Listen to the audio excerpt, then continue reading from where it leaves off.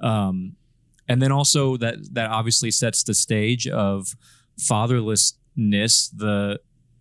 The man leaves and never comes back, leaving his, I don't know, would you call him, I guess you would call girlfriend, and his son there to, alone.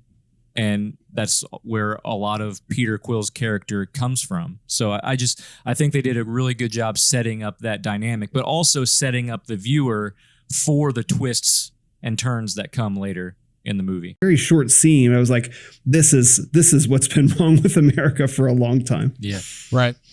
Yeah. And of course you're talking about the frivolous dating, with no, without an end goal. Yeah. Right. There's just this perpetual, we're just in this relationship. And one of the things that you said, Nick, is interesting, and I kind of want your thoughts on this too, Will, where it's almost like we've reduced love to just what you would normally define infatuation with, where it's just this feeling. Obsession. There's no actual, or obsession, right? There's no actual, work or substance to it, like action or whatever.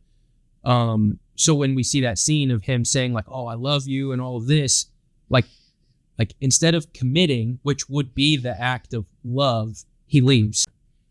Mm-hmm. And I wouldn't exactly put Yondu in that category, because he was paid, he abducted Peter, because Ego wanted to pay him, and he was, killing all of his other children for power. And, but there is a sense of protection there, because once Yondu found out what Ego was up to, he didn't deliver Peter. Mm-hmm. And there was a sense of guardianship there.